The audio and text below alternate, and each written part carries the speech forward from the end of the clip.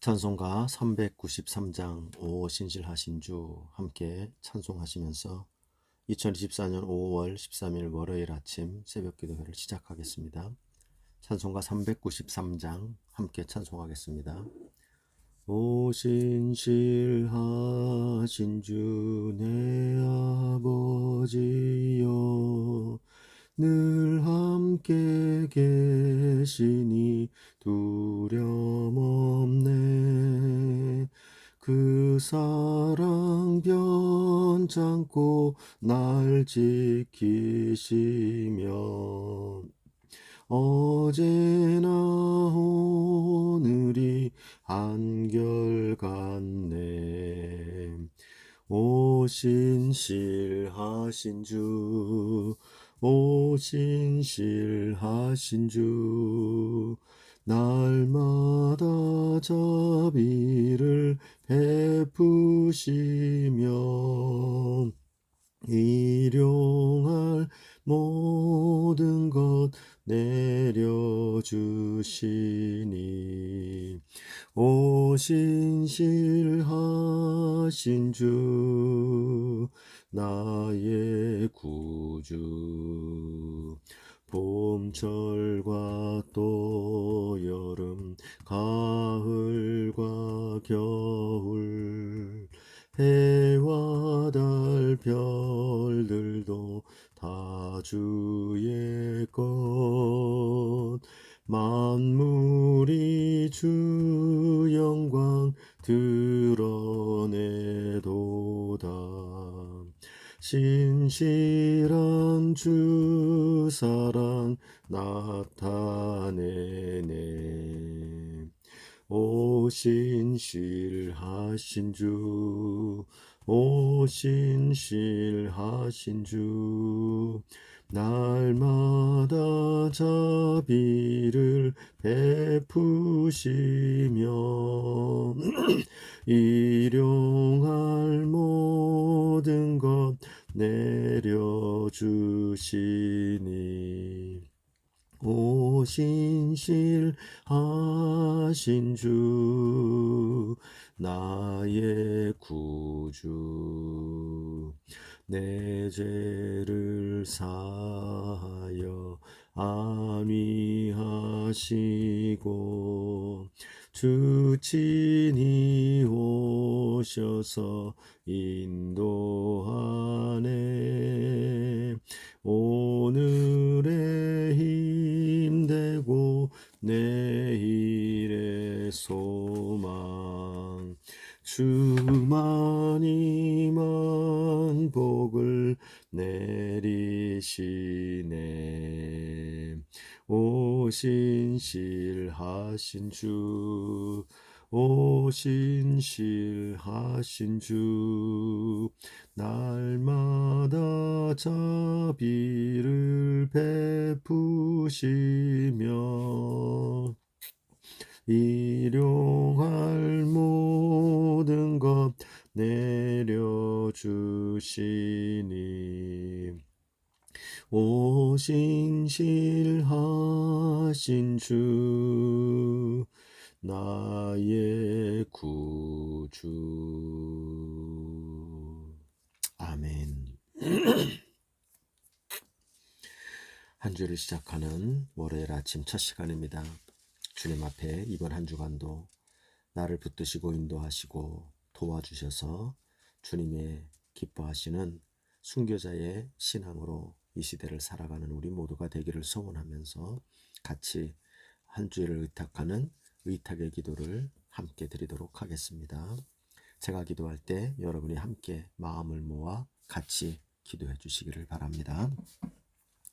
사랑과 은혜가 많으신 주님, 오늘도 이 아침에 나를 깨워주시고 지난밤에 잘 자고 일어나 주님을 붙잡고 한 주간을 시작할 수 있도록 하여 주시니 감사합니다. 하나님, 이것이 내가 주님을 붙잡은 것이 아니요 주께서 나를 붙들어 주시고 계신 은혜인 줄로 믿습니다. 오늘도 하나님, 은혜 없이는 살 수가 없사오니 주여 우리를 베풀어 주시고 붙들어 주시는 한 주간 되게 인도하여 주시고 오직 한량없는 은혜로 나를 인도하여 주셔서 하나님이 위로부터 주시는 은혜를 붙잡고 살아가는 한 주간이 되게 하여 주옵소서. 진짜로 살기를 원합니다. 오늘도 말씀을 통하여 배우게 되는 참으로 스데반의 이 순교자의 신앙과 영성을 주님 배우게 하시고 그 마음과 그 생각을 깊이 나의 마음에 함께 두어 우리의 귀한 신앙의 선배의 본을 받아 살아가는 이 시대의 참 주님의 제자 되도록 도와 주옵소서. 오늘도 귀한 말씀으로 교훈하여 주실 줄을 믿고 감사하며 예수님의 이름으로 기도합니다. 아멘. 오늘 함께 여러분과 나눌 하나님의 말씀은 사도행전 7장 1절에서 16절까지의 말씀을 나누도록 하겠습니다. 사도행전 7장 1절에서 16절까지의 말씀을 저와 여러분이 한 절씩 나누어서 읽겠습니다. 제가 먼저 1절 말씀을 읽겠습니다. 대제사장이 이르되 이것이 사실이냐? 스데반이 이르되 여러분 부형들이여 들으소서.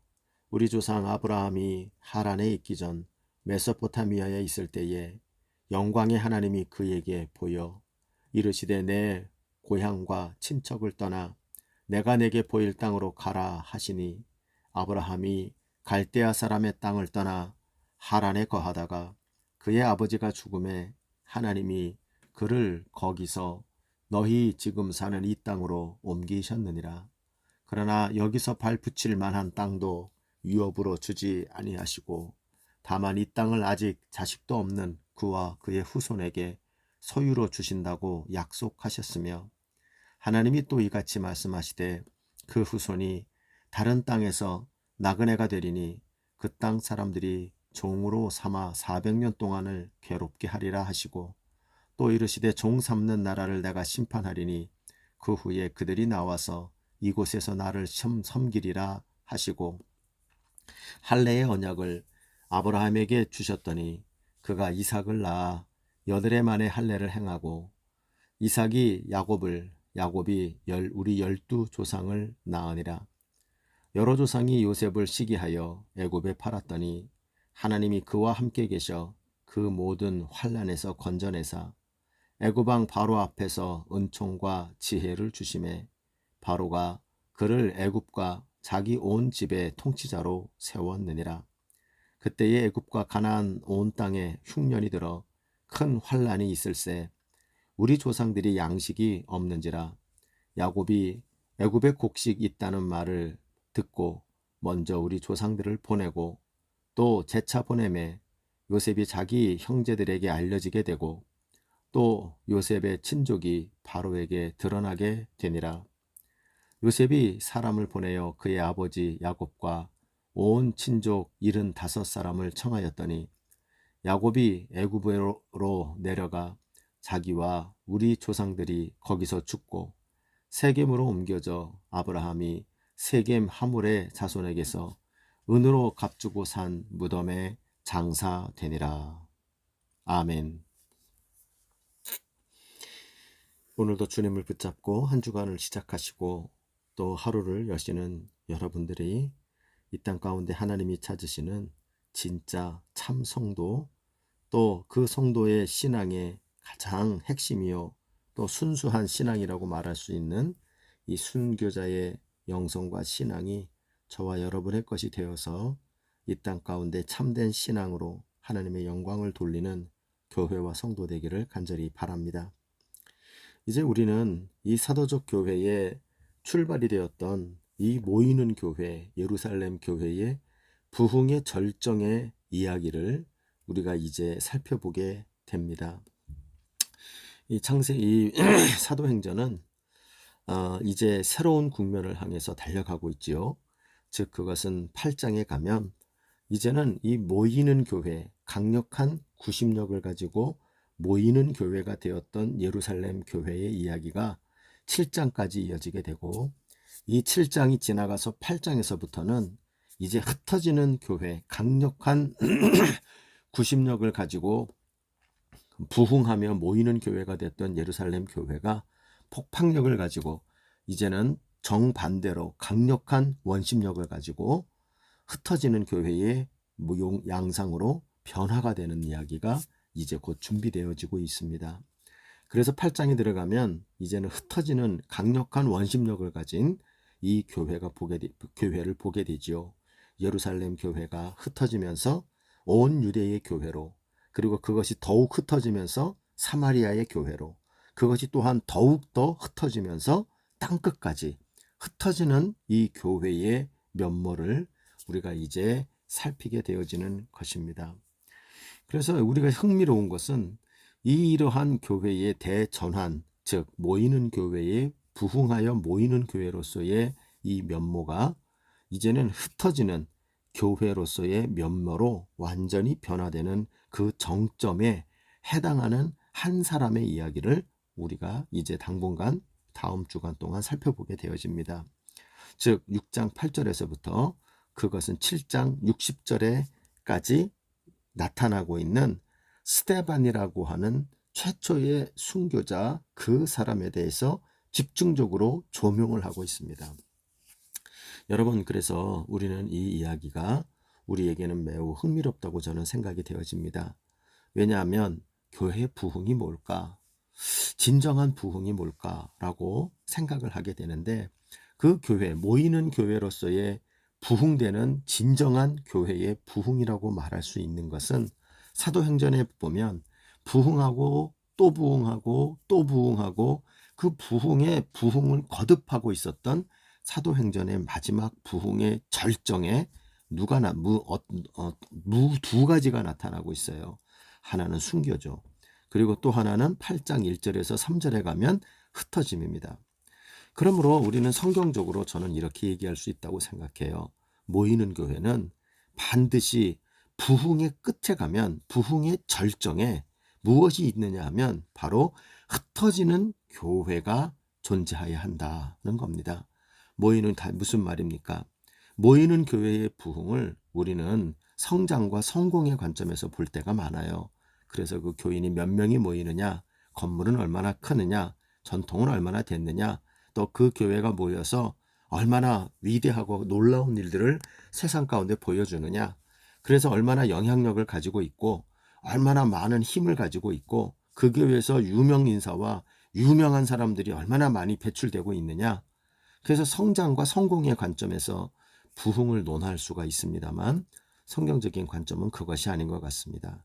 모이는 교회는 흩어지는 교회로 변화될 때, 모이는 교회가 흩어지는 교회가 되어질 때 그 교회는 진정한 부흥의 길로 걸어간 교회라고 말할 수가 있고, 그 모이는 교회에서 흩어지는 교회로의 변곡점이 되어지는 정점에 무엇이 있다고 보이냐면 순교와 흩어짐의 역사가 나타나고 있다는 거예요. 그것이 사도행전에서 보이는 진정한 사도적으로 모이는 교회의 부흥의 절정의 모습이었다 하는 걸 알게 됩니다. 여러분, 저는 이 관점을 절대 우리가 잊지 않기를 바랍니다. 교회들은, 주께서 세우신 교회는 잘 모이고 원심력을 가지고 각 교회마다 부흥하고 성장하는 역사가 있기를 바랍니다. 그러나 그 모이는 교회의 부흥의 끝에는 바로 여기에 나오는 것처럼 성장과 성공으로 평가되는 것이 아니요, 바로 순교와 흩어짐, 그것이 진정한 부흥의 열매요, 부흥의 절정이 되어지는 것이다. 여러분, 이것을 우리가 꼭 기억하고 참으로 우리의 교회를 향한 열심과 열정과 사역과 그 부흥에 대한 강력한 소망이, 그것이 곧 순교와 흩어짐을 지향할 수 있는 그러한 부흥이 되어지기를 바라고, 나아가 우리가 속해 있는 모든 각 교회들의 부흥이 결국에는 온 세상 가운데 또 다른 교회들을 불러일으키는, 흩어지는 그 교회로 연결되어 진정한 부흥을 꿈꾸는 저와 여러분과 우리 교회 되기를 바랍니다. 모쪼록 저는 우리 행복한 산울교회에 하나님이 그러한 은혜를 주시기를 간절히 바랍니다. 우리 교회 지금은 연약하지요. 그러나 이 교회가 하나님의 은혜 가운데 모이는 교회로 더욱 부흥하게 하시고, 이 부흥의 결과가 순교와 흩어짐으로 연결되게 하여 주셔서 그것이 흩어지는 교회, 또 다른 교회를 세워나가서 온 세상 가운데에 예루살렘을 넘어 유대로, 사마리아로, 땅끝까지 흩어지는 교회의 그 진정한 부흥으로 나아가는 역사가 나타나기를 간절히 소원합니다. 그런 의미에서 우리는 이 오늘 본문에 나오는 이 스데반이라는 사람을 꽤 긴 내용, 긴 장의 내용으로 조명하는 것, 즉 부흥의 절정에 있는 순교자 스데반의 그 모습을 우리가 바라봐야 합니다. 왜냐하면 이것은 교회의 모습이기도 하고 이 사도적 신앙으로 이 땅을 살아가는 자들이 부흥하는 신앙의 결과로 우리가 계속 부흥하고 부흥하는 결과로 우리가 가져야 될 면모가 이 끝에 있는 절정에 있는 순교자 스데반의 영성과 신앙이라고 말할 수가 있기 때문인 것입니다. 바라긴 여러분, 우리가 이제 며칠간 이 스데반의 신앙의 그 순교자의 신앙의 내용을 함께 살펴볼 텐데 그 영성과 내용을 우리가 잘 조명하면서 저와 여러분이 정말 이 시대에 부흥의 절정에 서 있는 바로 이 순교자 스데반의 신앙을 본받고 우리의 신앙을 한번 점검하는 그런 우리들이 되어지기를 간절히 소원합니다. 오늘의 본문에서는 이 7장 1절로 우리가 16절까지의 말씀을 살피게 됩니다. 이 내용은 바로 유대교에서 그 앞의 내용을 읽어보면 이 유대교에서 예루살렘에 세워져 있는 성전이라는 건물, 그리고 자기들이 붙잡고 있는 경전이 되어져 있는 율법, 그래서 이 성전과 율법에 집착하고 있는 이 대제사장과 그들을 중심으로 하는 유대교 지도자들에게 지금 직접적으로 맞닥뜨려져서 그 순교자적인 신앙, 이 스데반이 그들에게 대하여 진짜 집착해야 되는 건 예루살렘이라는 지역이나 예루살렘이라고 하는 곳에 세워져 있는 건물인 성전 혹은 하나님의 말씀이 문자로 책자로 적혀 있는 그들의 율법 책, 거기에 우리가 집착할 것이 아니라 건물이 아니라 그 건물에 함께 하시는 하나님, 그리고 율법이라고 하는 책이 아니라 그 율법을 말씀해 주신 하나님, 그 하나님의 뜻, 그 하나님의 뜻이 제일 집약해서 잘 나타난 게 뭡니까? 그게 바로 예수시지요. 그래서 그 앞절에 가보면 거짓 증인들이 스데반을 이야기할 때 13절에 6장 13절을 보면 거짓 증인들을 세워서 이르되 이 사람이 거룩한 곳과 율법을 거슬려 말하기를 마지 않았다. 이것들이 필요 없다라는 얘기를 했다는 거죠. 그런데 그의 말에 14절을 보면 그의 말에 이 나사렛 예수가 이곳을 헐고 또 모세가 우리에게 전해준 규례를 고치겠다 함을 우리가 들었다. 이게 무슨 얘기입니까? 예수님이 전에 하셨던 말씀이죠. 즉 예수님이 성전, 너희가 이 성전을 헐라 내가 사흘 만에 성전을 다시 일으키리라 이야기하셨고요. 또한 율법의 완성이 바로 예수님 자신이라는 이야기를 하셨었죠. 그렇기 때문에 이 내용들에 대하여 많이 사도들이 가르쳤을 것이고 스데반도 가르친 것이죠. 그것을 빌미 삼아서 이들이 성전을 모독하고 하나님의 율법, 모세의 율법을 모독하였다. 이렇게 이야기하고 있는 거죠. 거기에 대하여 이제 대제사장이 7장 1절에 물어봅니다. 대제사장이 이르되 이것이 사실이냐? 네가 정말 이런 식으로 얘기를 했느냐라고 말하죠. 여기에 대해서 이제 스데반이 순교를 하기 전에 이 7장 전체의 긴 내용으로 거기에 대하여 마지막 변론이자 설교의 말씀을 그가 하게 됩니다. 그가 했던 설교의 내용은 명확하지요. 바로 장소의 건물에 집착하는 너희들, 책에 모세의 책이라고 하는 그 율법 책에 집착하는 너희들, 그것이 집착해야 될 것이 아니라 성전의 완성되신 예수, 율법의 완성되신 예수, 그 예수에 나타난 하나님의 뜻, 거기에 집착을 해야 된다 하는 이야기를 바로 하고 있는 것이 바로 스데반의 이야기였었고, 그 이야기 때문에 스데반의 설교 때문에 스데반은 순교를 당하게 되는 모습이 나타나게 되어집니다. 그래서 우리가 이제 오늘, 내일, 모레, 수요일까지 이어지는 이 7장의 스데반의 설교를 우리가 쭉 한번 묵상하면서요, 이 내용을 통해서 우리는 스데반이 가지고 있었던 그의 순교자적 신앙의 내용이 무엇인가 하는 것을 우리가 알게 됩니다. 모쪼록 여러분, 이 내용을 통해서 우리가 가지고 있는 신앙의 내용, 순교자적 신앙의 내용이 어떤 모습이어야 되는지를 한번 잘 점검해 보면서 우리 모두가 그 순교자적 신앙으로 무장하는 그런 계기가 되기를 바랍니다. 오늘 본문에서 스데반은 구약의 지금 유대교 사람들이니까 구약에 익숙하죠. 그러니까 이 사람들과 다른 방식으로 논쟁을 하지 않고 이 사람들에게 익숙한 주제를 끄집어내서 바로 너희가 정말로 순종해야 될 것, 집착해야 될 것이 무엇인지에 대하여 이렇게 드러내는 그러한 이야기를 하게 됩니다. 그래서 이 순교자적 신앙의 내용을 그가 설명을 하면서 두 인물의 이야기를 끄집어냅니다. 하나는 아브라함이죠. 그리고 그 아브라함의 후손 중에 또 한 사람인 요셉. 아브라함과 요셉에 대한 이야기를 끄집어 올려서 이들의 신앙이 맹점이 있다는 것을 지적하면서 동시에 참된 신앙, 이 시대의 순교자적 신석인 이 스데반이 갖고 있었던 신앙의 그 내용이 어떤 것인지를 보여주고 있습니다. 아브라함에 대한 내용은 2절부터 그가 설교를 시작할 때부터 시작을 하죠. 아브라함부터 한번 생각을 해보자 라고 말하면서 그가 이야기를 시작하죠.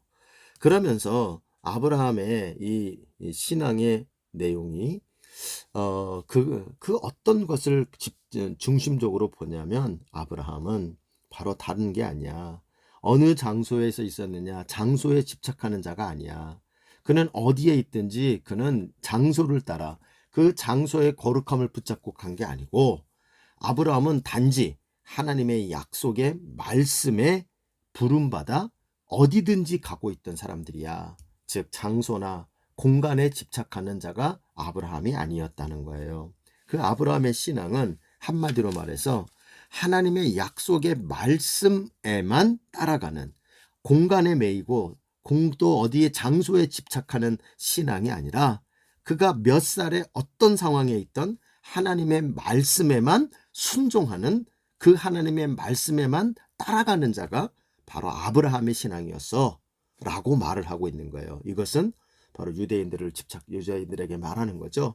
장소에 대한 집착을 하는 겁니다. 성전을 헐라 예루살렘에 세워진 그 성전이 거기가 거룩한 장소인데 그곳을 모독해? 라고 하며 흥분하고 있는 이들에게 너희들이 집착할 곳은 장소가 아니야. 장소가 아니라 중요한 것은 하나님의 뜻이 무엇이냐가 중요한 거야. 이렇게 이야기하고 있는 장면이죠. 그래서 이의 내용이 2절로부터 8절까지 이 아브라함에 대한 신앙을 설명합니다. 즉 아브라함은 하나님의 약속의 말씀을 따라 순종하며 간 사람. 그래서 장소에 집착하지 않고 그게 어디든 하나님의 약속에만 따라간 사람이 아브라함이었음을 말해요. 2절에서 4절을 보면 이렇게 말하죠.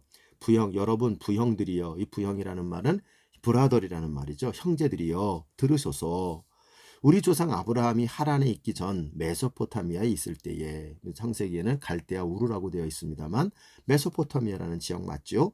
그 메소포타미아라는 지역에 있을 때 영광의 하나님이 그에게 보여 3절 이르시되 내 고향과 친척을 떠나 내가 내게 보일 땅으로 가라 하시니, 아브라함이 갈대아 사람의 땅을 떠나 하란에 거하다가 그의 아버지가 죽음에 하나님이 그를 거기서 너희 지금 사는 이 땅으로 옮기셨다.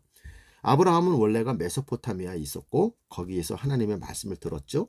그리고는 그는 하란으로 왔었죠. 그리고 하란에서 그는 살고 있다가 아버지가 죽고 나서 가나안으로 옮겨왔다는 겁니다. 그럼 그가 따라온 것은 단지 하나죠. 하나님의 약속의 말씀을 따라온 것이지 그 땅, 가나안 땅이 거룩하기 때문에 온 것이 아니라는 거예요. 하나님의 말씀을 따라, 약속의 말씀을 따라 그는 메소포타미아도 있다가 하란에도 갔다가 가나안에도 갔다가 하나님의 말씀을 따라 그는 가는 자가 되었다. 이렇게 말해요. 그런데 그리고 난 다음에 그가 그러면 그곳에서 그러면 가나안에 도착했을 때 그가 얻은 것이 뭐냐? 5절을 가니까 이렇게 말해요. 여기서도 발붙일 만한 땅도 유업으로 주지 아니하셨다. 하나님이 준 건 아무것도 없어요. 다만 이 땅을 사는 자식도 없는 그와 그의 후손에게 소유로 주신다고 약속만 주셨다는 거예요. 약속만 주셨어요. 그리고는 6절, 7절, 8절에 가서 그 자손들에 대한 약속을 주고 또 하나 중개에 있다면 8절에 가면 할례의 언약을 통해서 너는 내 백성이야 라고 하는 그 신분을 그들에게 줬을 뿐이에요. 그러나 그에게 준 것은 자신의 자식들의 자손들에 대한 약속을 했지만 자손이라고 하는 것은 이삭과 야곱과 야곱이 낳은 12조상, 아마도 아브라함 생전에 그들을 다 봤겠죠. 그런 것들, 그 달랑 그 몇 명밖에는 그에게 주신 것이 없었어요. 오직 아브라함의 인생 가운데서는 하나님이 그에게 주신 것은 약속밖에 없어요. 실체는 없단 말이에요. 실체 없는 약속의 말씀만 주셨을 뿐이다. 그런데 아브라함은 그 약속의 말씀만 붙잡고 순종하는 삶이 되었다.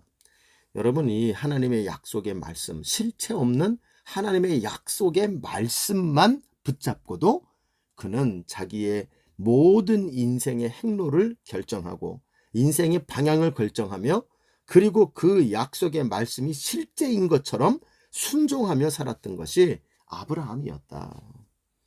여러분, 이 모습이 대조가 되죠.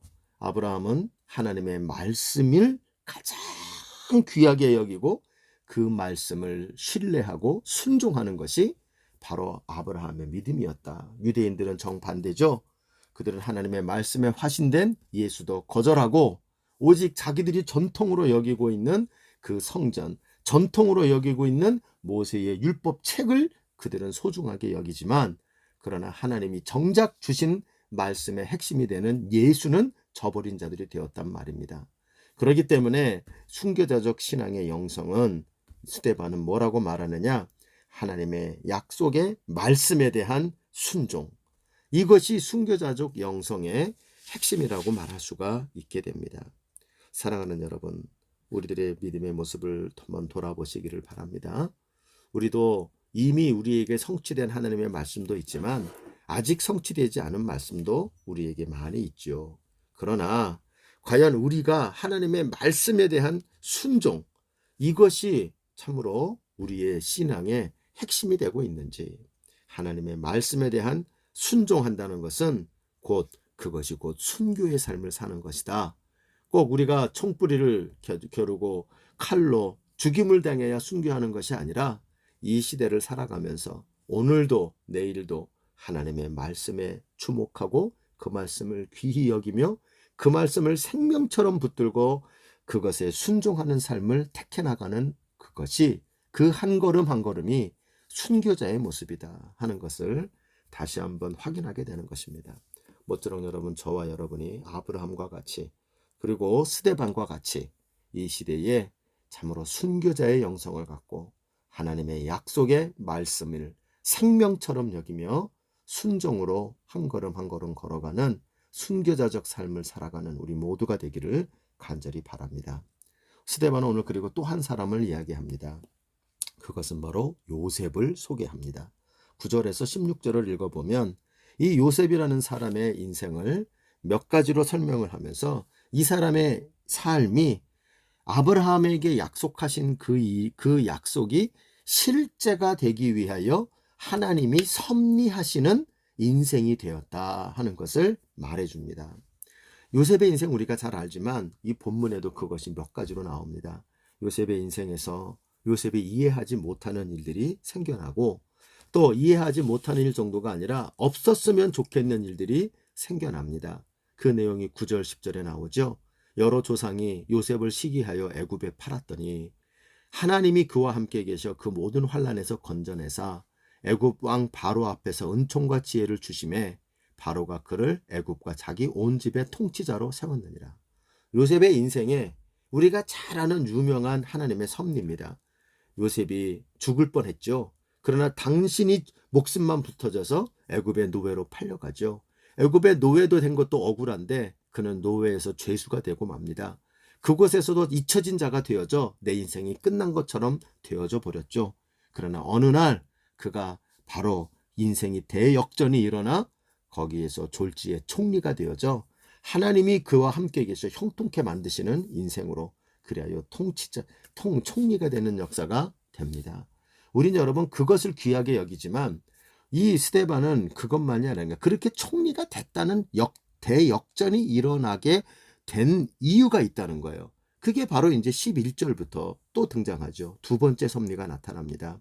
그것은 바로 그 땅에 임하지 않았어야 되는 큰 흉년이 그 땅에 임하게 되죠. 7년의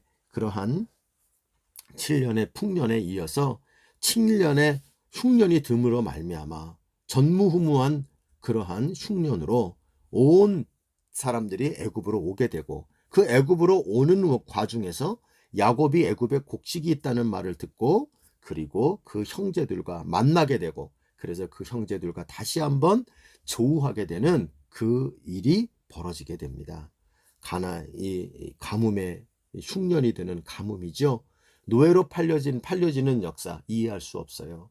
흉년이 드는 것, 이거는 정말 큰 재앙이에요. 그런데 이 모두가 전부가 뭐가 되는 거죠? 하나님의 섭리가 역사됩니다. 그리고는 마지막에 14절에 가면 요셉이 사람을 보내어 그의 아버지 야곱과 온 친족 75사람을 청하게 됐다. 요셉의 그 개인적인 효심이었을 거라고 생각이 들어요. 그런데 이 일이 어떤 일이 되어집니까? 그 일로 말미암아 15절 16절을 보면 온 조상들이 거기에 내려가서 거하다가 죽게 되었다. 근데 우리가 알죠? 그 다음 이제 이어지는 얘기가 나오는데요. 출애굽의 역사가 그 다음 준비되면서 이 요셉의 인생이 한 이스라엘 백성들, 즉 79사람의 그 친족들이 거대한 민족으로 커지게 만드는 인큐베이터와 같은 역할이 되는 것이 요셉의 인생이죠. 그래서 저는 요셉의 인생을 설명할 때 하나님의 섭리를 이루어지게 만드는, 실현되게 만드는 인큐베이터와 같은 인생이다라고 저는 생각을 해요. 요셉의 인생은요, 이런 얘기를 들어보면 쓰임을 받습니다. 한마디로 하나님의 이해할 수 없는 섭리들에 대하여 그는 자기 인생을 들여서 순종으로 반응하는 것이 요셉의 인생입니다. 여러분이 두 사람을 통하여 명확하게 이야기를 합니다.